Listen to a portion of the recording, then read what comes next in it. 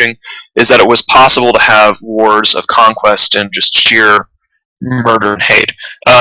At one point, Ginstorm had like 10 regions. Band of Brothers owned half of the galaxy. I think they had even more than 10 regions. And they hosted a lot of smaller alliances under, at least Band of Brothers did, under their auspices. You don't see that in this day and age because with the Dominion SOV system, SOV is such a limited benefit in terms of income and purpose that you have, Ginstorm has background, and we have a few jump bridges around. And I guess we just took half of Branch, but we gave away most of it. And at that point, there's not much more war to be done.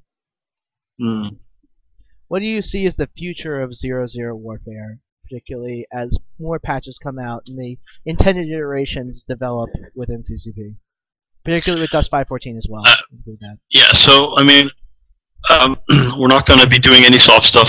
Well, I mean, apart from small things, but we're not going to do a major iteration this summer. This summer is going to be about fixing Wardex system, fixing faction warfare, fixing some of the like fundamental building blocks, not just because they're more interesting or anything, but also because there's a lot of our performance in the client tied to them. So redoing the Wardex system actually gives us a pretty big performance boost for everyone.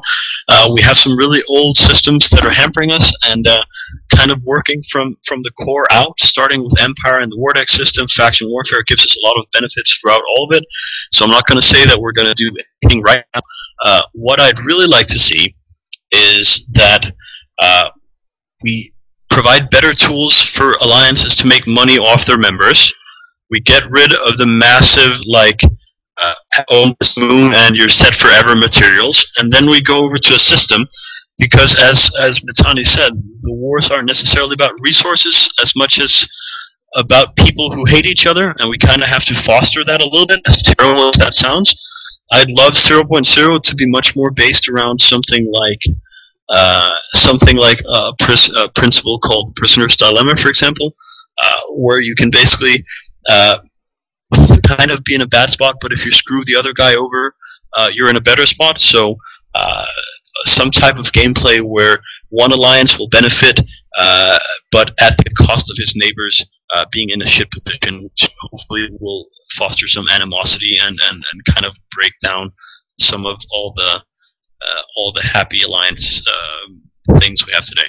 So are you trying to say that CCP has the doom of the Clusterfuck Coalition in mind in future design iterations? No. I mean, it's not aimed at anyone. It's more that, so we've tried to create conflict in 0.0 through resources, and it's been somewhat successful. Let's try and create it through social tools, because EVE is a super social game. Yeah, sorry, go ahead. So it's really easy to say, I mean, in a very short way, and I've sort of said this before, that you effectively need to make it so that being enemies is more profitable in whatever way than being friends. Because right now being friends has always been more profitable than being enemies. That's exactly the issue. Being friends is really good, but we need to be in a situation where you can kind of get by being friends, but if you want to make the big bucks, you screw over your neighbor, and I think that's an extremely powerful system. That's one of the things, to use an example of what's going on. Michael Bolton suggests that that change would be at the expense of my coalition. One of the weirdest things that we've seen due to Technetium is actually people who, by all rights and for history, should be bitter enemies, cutting deals under the table to make peace, because moons don't really drive conflict.